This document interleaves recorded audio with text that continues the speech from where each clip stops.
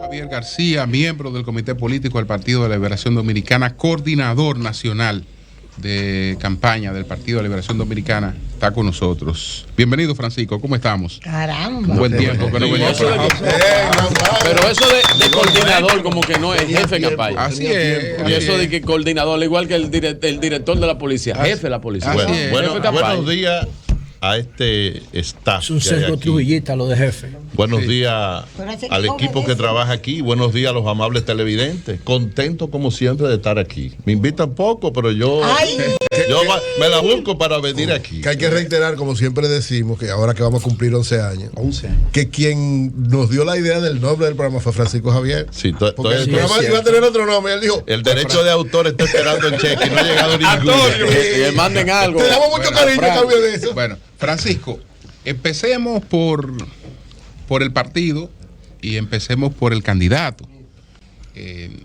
¿Cuál es la situación que vive el PLD y que vive su candidato después de de este proceso, ¿no?, que ustedes completaron internamente? Porque hubo la etapa de la elección, después ustedes se sumergieron en un proceso interno y salieron en febrero, a principios de febrero.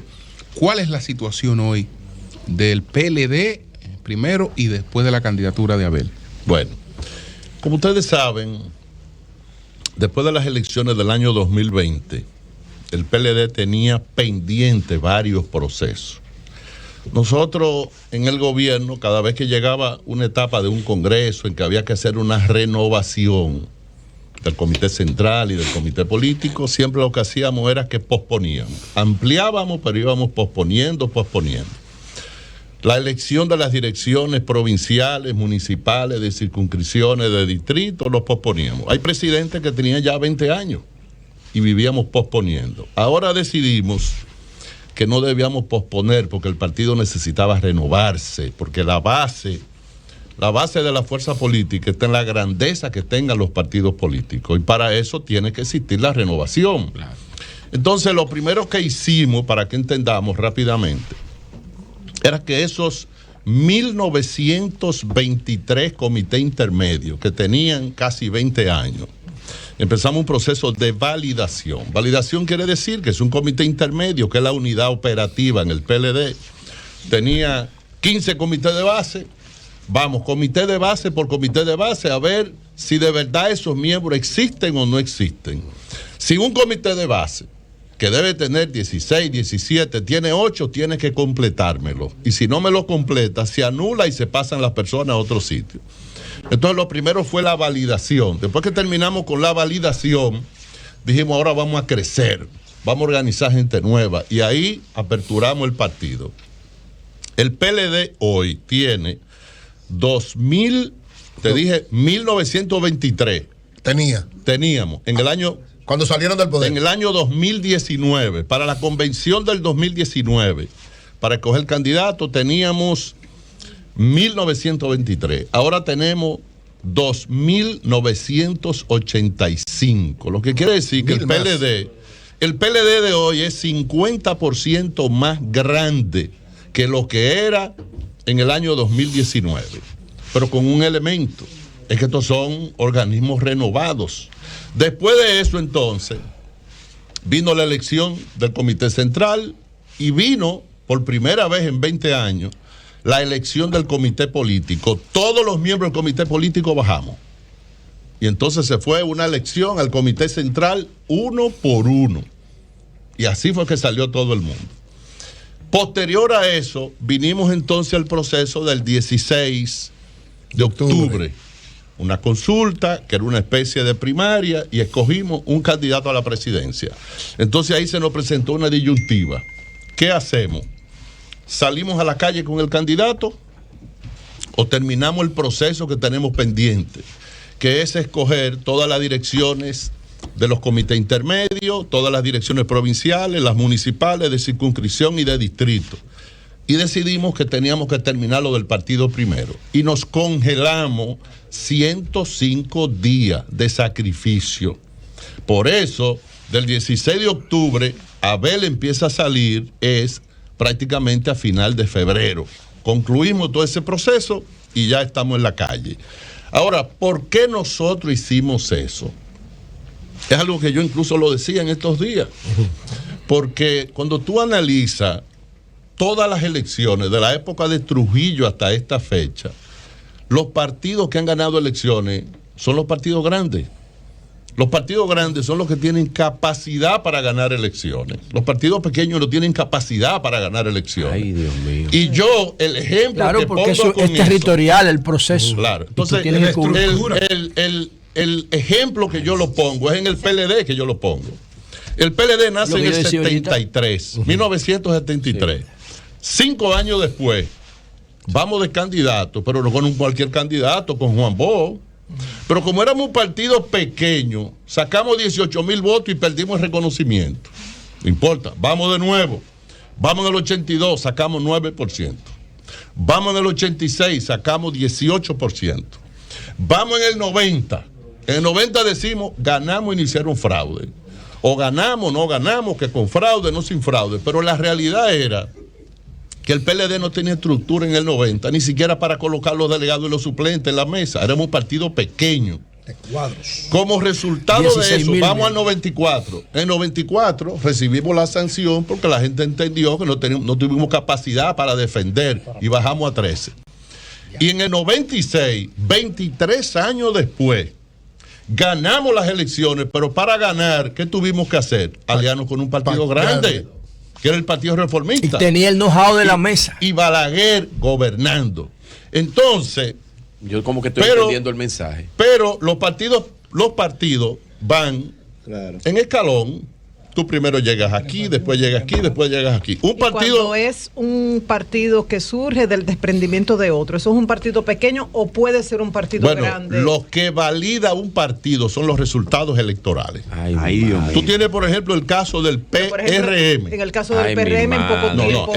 No, porque el PRM no nació como un partido pequeño. El PRM hizo una mudanza. Claro. Del PRD al PRM.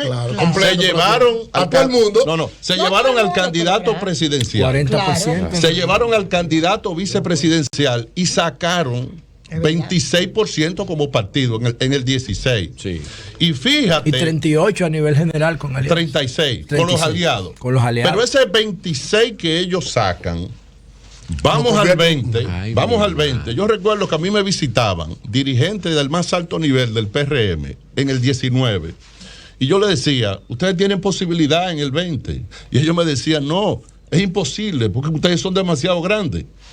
El PRM no gana porque es grande, el PRM gana porque el PLD hizo cosas para que ellos ganaran. ¿Verdad? Exacto. Ya nosotros aprendimos la lección. Nosotros subestimamos el PRM, creíamos que podíamos hacer cualquier cosa, que podíamos hacer piquete en el Congreso, que podíamos hacer aquello, lo otro. Nos dividimos y el PRM ganó. Ahora, el PRM ha cometido un error en el gobierno. ¿Cuál? Que no ha fortalecido su partido. No ha fortalecido su partido. El PRM tiene hoy más disgusto a lo interno que lo que tenía cuando ganó las elecciones. Cuando un partido que no es tan grande, ahí todo el mundo deberá estar contento. Tú tienes figuras estelares como Ramón Alburquerque, que es fuego todos los días. Guido Gómez Mazara, que es fuego todos los días. Ya no hay más. Ya no hay más. ¿Cómo es? Ya no hay más dos. Ya no hay más. ¿Más qué? Más disidencia, nada más hay dos disidencias. No. El PLD, la mitad era disidente en el PLD. Pero óyeme lo que te voy a decir. Visible. En las redes sociales, si quieres yo te puedo mandar 10. Gente que está aspirando por el PRM, alcalde. En los lugares donde se compra un alcalde de la oposición, esa gente está revelado. Pero claro. El PRM no sabe qué es lo que está haciendo con eso. Pero el PRM no compra alcalde. No lo compra el PRM, lo compra desde el gobierno, que se está comprando. Entonces, Julio, lo que te quiero decir, el PRM lo compra. Nosotros ahora estamos. El partido está hoy en su mejor momento, activo. Yo mismo, que ando haciendo recorrido por todo el país, en un acuerdo con el candidato y con el presidente del partido. Porque como son direcciones nuevas, yo ando una especie de inspeccionando la tropa. Déjame ver cuáles son los nuevos dirigentes, conversando con ellos y Por eso haciendo que Pedro ha asamblea. tirado de vez en cuando el venenito aquí de que si No, Francisco no, don Julio, que si que Francisco usted- está tirado. que Es un tema de percepción. Sí, es verdad. Y aparte es verdad. Es un tema de percepción. Es que Don Fran parece el candidato, es verdad. Escúchame. Yo a Pedro lo oí. Y allí le dije, hay maldad en tu parte. Le dije, pero ahí se esconde algo, es un mensaje subliminal que Pedro está emitiendo y él no lo sabe. Él ve a Abel ya como presidente. Y te ve como Y candidato. me ve a mí como candidato. Niño, cámbiamelo de Él está viendo a Abel como presidente. Marilena, adelante, Marilena. ¿Cuál es el momento de la unión? Francisco Javier García acaba de decir, nos dividimos y el PRM ganó.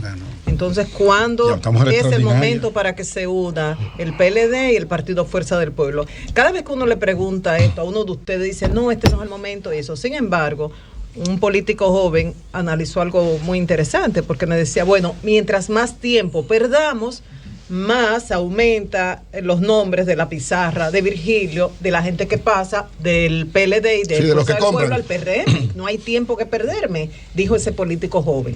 Mira, la respuesta de eso está en la Biblia. Sí. Bien, muy bien. La respuesta claro. está Ya empezamos mal. Eclesiastés. Eclesiastés, todo tiene su tiempo. Capítulo 3, versículo del 1 al 14. Del 1 al 14. Todo tiene su Debajo del sol, todo tiene su tiempo y todo tiene su momento. Así es. Así es. Pero Entonces, esa es mi pregunta, ¿cuál es el momento? No ha llegado. Ay, El momento de discutir las alianzas no ha llegado. ¿Por qué no ha llegado? ¿Por qué? Pero no con la fuerza del pueblo, con todos.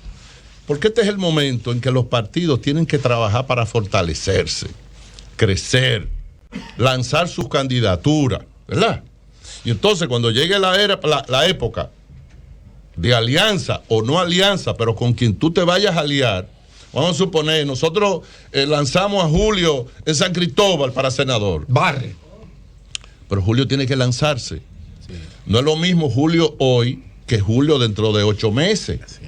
O Julio dentro de 7 meses. Entonces tú tienes que dejar que crezca. Nosotros estamos en una etapa ahora mismo de un fortalecimiento de nuestro candidato presidencial.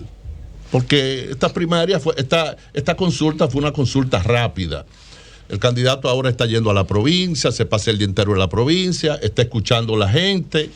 Todo eso es acumulativo. A veces hay, por ejemplo, gente que me dice, bueno, pero que mira, que las encuestas. Y yo le digo, óyeme, yo tengo un estudio que mando a hacer cada vez que me toca dirigir una campaña. Es un estudio que tiene más de 600 láminas. Tiene 624 páginas, de hecho. Nadie tiene eso. Esa es mi bitácora de trabajo. En función de esa bitácora de trabajo, yo digo, Abel va a ser presidente. ¿Por qué?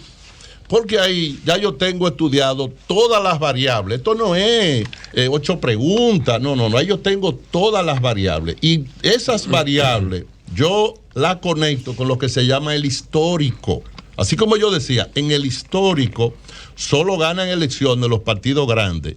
En el histórico de la República Dominicana, todos los partidos que para esta época están en primer lugar han perdido las elecciones, a excepción del 2015.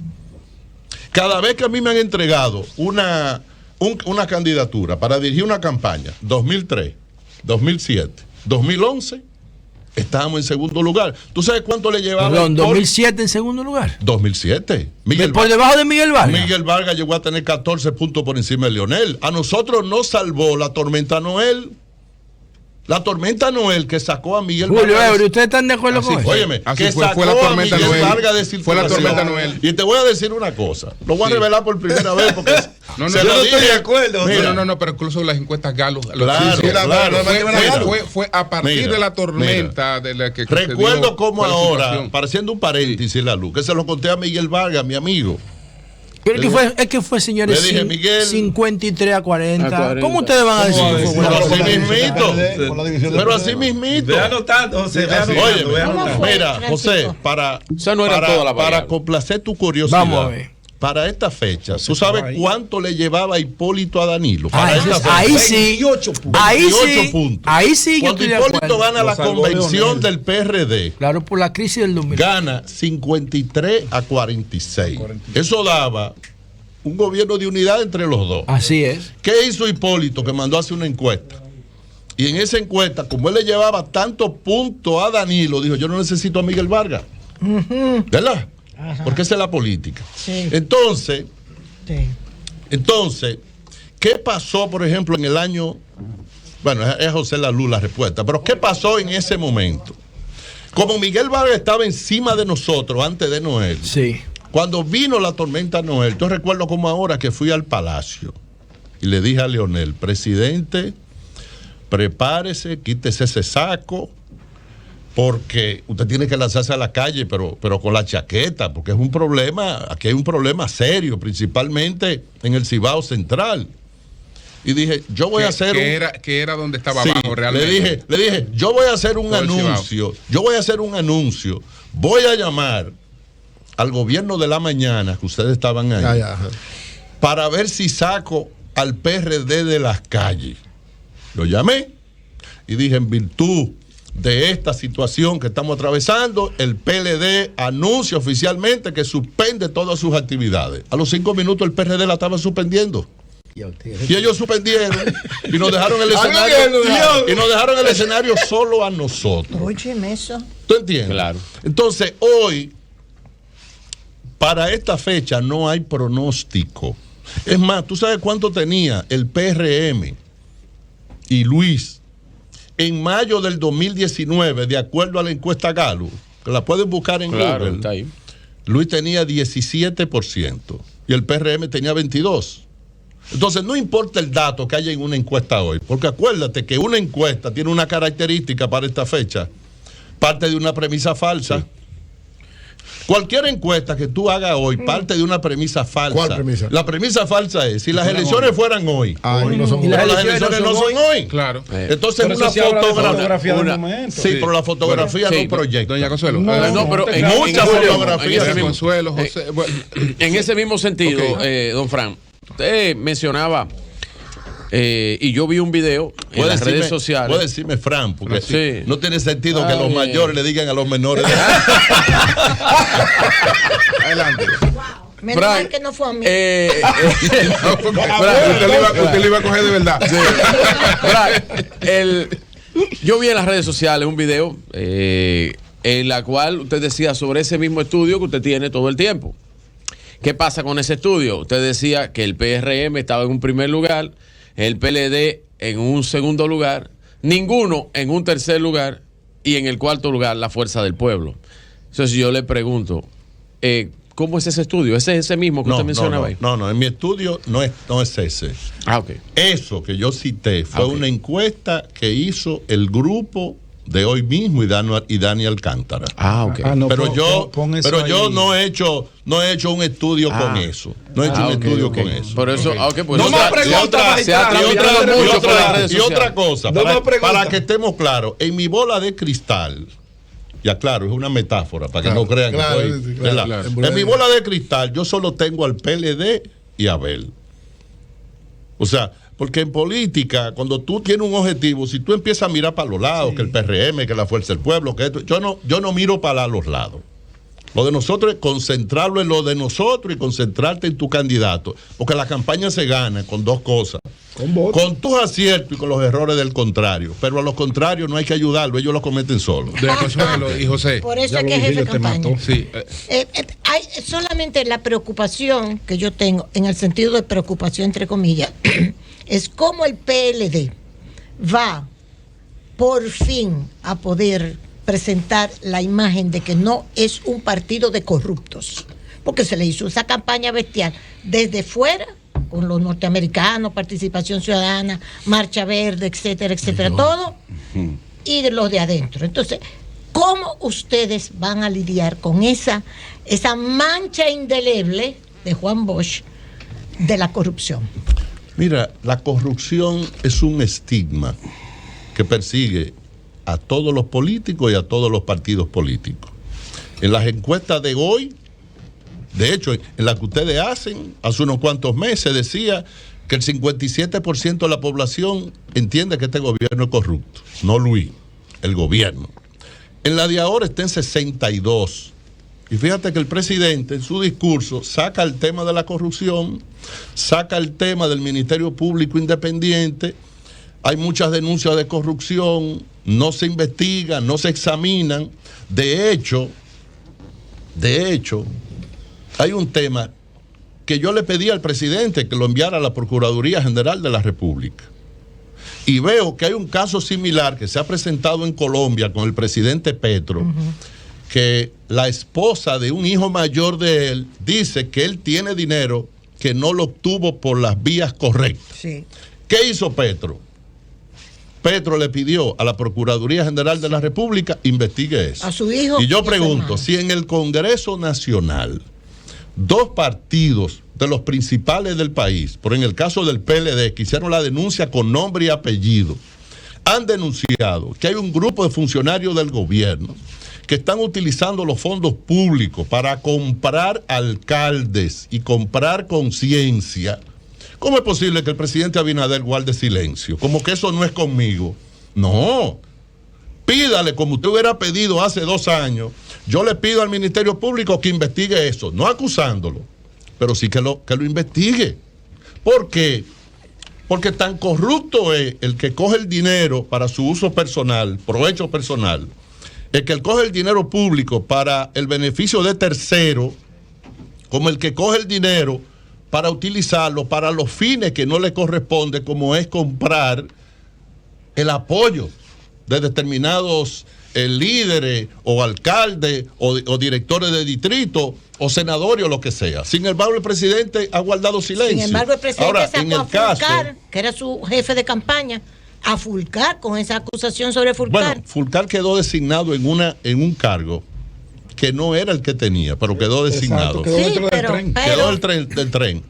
Pero fue un golpe duro. Y sobre el tema de la corrupción, yo digo lo siguiente, no lo digo ahora, lo decía cuando Hipólito y su gobierno salieron en el 2000, que se hizo una acusación sobre asuntos de invernadero a Eligio Jaque, y yo públicamente dije, mire, yo primero no estoy de acuerdo con eso, y segundo, no creo que sea verdad esa acusación. Porque una cosa es ser acusado y otra cosa es ser condenado. Sí. Y hasta que las personas no son condenadas, y Julio hace un comentario, creo que ayer o hoy, ayer, sobre una joven Sí. que fue destituida de una función, se hizo una acusación en el aire, nadie la acusó, nadie le probó nada, y sin embargo es como si estuviera desprestigiada. Así y esas es. son de las cosas que hay que ir cambiando en la Que sociedad. se la hicieron en su propio partido. Claro. Sí. Julio. Bueno, sí, José. Bueno, voy a hacer una. Jonathan, No voy a Pedro. preguntar más. Voy a hacer una pregunta triple. Cuidado. Ok. No haga un análisis. Una Eso era un al cine jefe, antes. una al jefe, sí, una al jefe de campaña, otra al dirigente político y otra al funcionario público. Al ex funcionario público. Bueno, Al pero ex no, funcionario. No, pero cuidado si hay un decreto por ahí que no lo sé. vamos a ver. No, Primero, pero anda bien. primero al jefe de campaña o al coordinador de campaña, como quiera. Yo he observado un comportamiento de los presidentes que intentan reelegirse. Lo he estudiado, incluso incluyendo a Balaguer. Cuando los presidentes lo hacen mínimamente bien en temas de economía y de transparencia, se reeligen. Lo he observado con Balaguer, lo observé con Leonel en el 2008, lo observé con Danilo en el 16, con Hipólito, que hasta el 2003 estaba liderando todo. Hipólito dijo la frase célebre: si sacan más de un senador me voy a sembrar yuca para Gurabo. ¿Recuerdan? Sí. Tenía el control de todo el proceso hasta la crisis de Van Inter. Y con Danilo en el 16, y ahora lo estoy viendo el mismo patrón con Luis. Cuando tú resuelves o no tienes crisis económica y ética, los presidentes no tienen mucho problema para reelegirse. No sé si eso está incluido en tu bitácora Sí. y cómo tú lo abordas. Segundo, al dirigente político.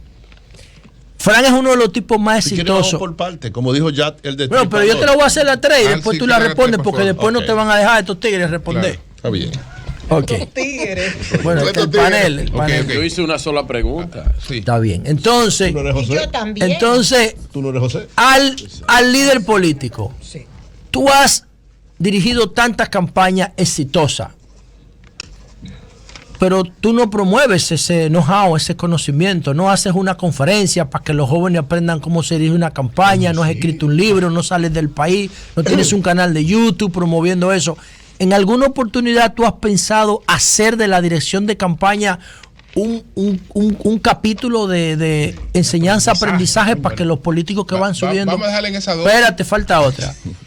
Cuando nosotros estuvimos ahora en la feria de Fitur, coño, Fran fue que empezó con eso, no que le empezó, que la consolidó. Cuando tú ves a David Collado en esa feria, ahora la de Berlín, la ITV, que ahora fue esta semana. Ahora mismo. Está. Cuando tú ves eso desde tu oficina, desde tu casa, desde tu celular, ¿qué tú sientes? ¿Tú sientes que tú tienes una parte de ese mérito? ¿Te sientes bien o dices, coño, yo debería estar inaugurando esa feria hoy? Porque está Danilo y Leonel peleando. Nostalgia. Perfecto. Oye, Okay. ya. No tengo más preguntas. Sí, ya te por ahí. Vamos a ver. Déjame empezar por la tercera, para que no se olvide, porque los últimos serán los primeros siempre. Mira, José, en realidad, el turismo va bien.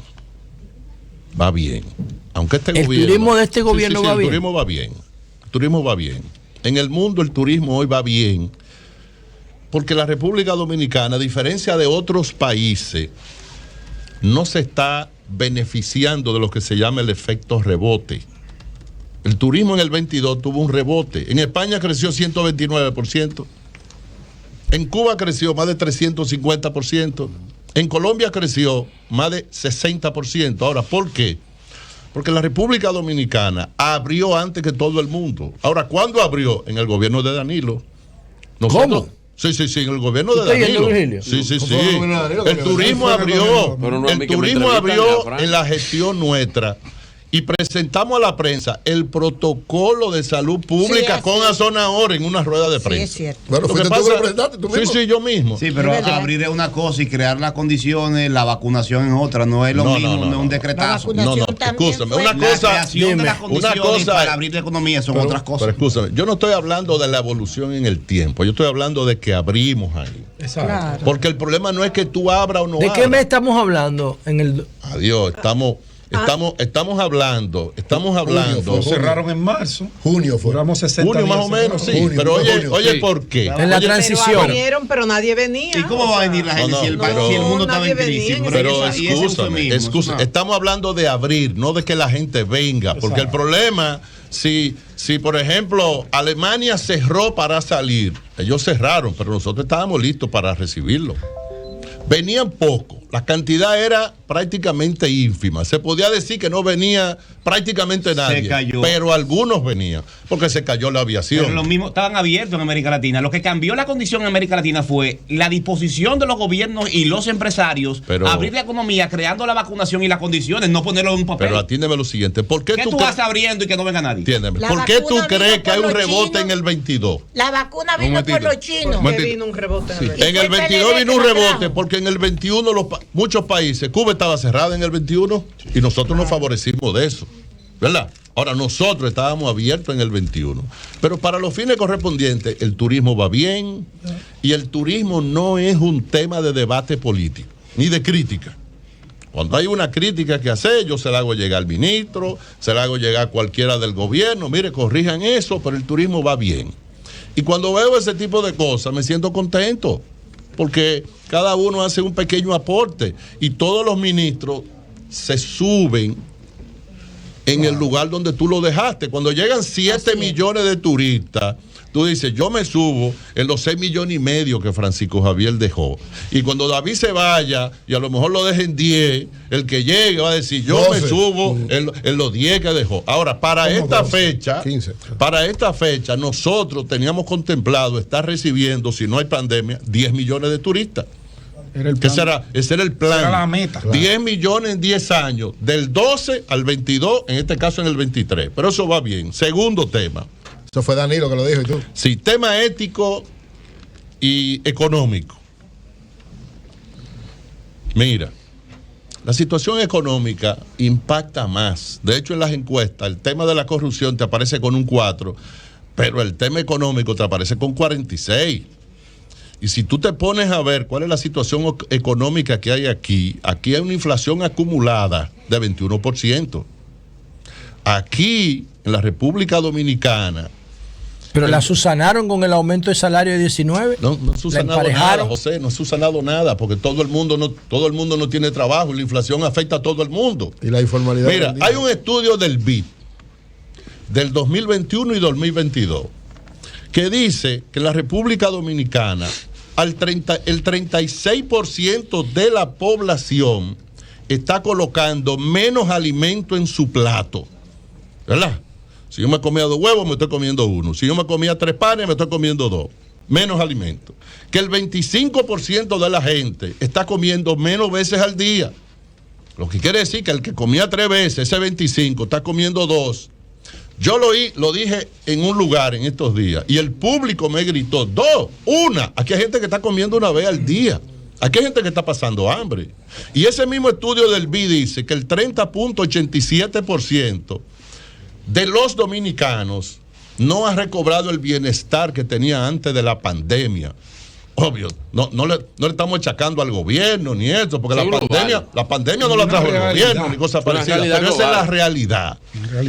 Lo otro, aquí ha habido un incentivo a la importación de productos agropecuarios que ha afectado a 25 rubros fundamentales del agro. Tú tienes el problema del pollo, tú tienes el problema del plátano. El presidente Abinader cometió, para mí, un desliz. ¿Cómo tú vas a decir que la producción de plátano ha crecido 12% cuando el plátano llegó a 40 y 45? Coño. Y como yo digo, la gente en los barrios ahora, cuando se come un plátano, la cáscara no la tira a la basura, la pone en el frente para que en el barrio sepan que ahí se han comido un plátano. O sea, una situación realmente. Es una situación. Bájale algo. ¡Diablo! ¡Bájale algo! Señores, óigame, hay cosas. Óigame bien. Y el que le sacaron, no fue el apéndice, fue la hiel que le sacaron. Cuando hay cosas que uno la dice, cuando uno dice, hay gente que antes comía. Hay gente que está comiendo 1 vez al día. Tú dices, no, eso no es posible. Bueno, no es posible porque yo como 3 veces, pero eso es posible. Hay gente que está pasando hambre, pasando realmente vicisitudes. Eso está ahí. Entonces, la parte ética, mientras los gobiernos sean proactivos con el tema de la corrupción, no hay problema.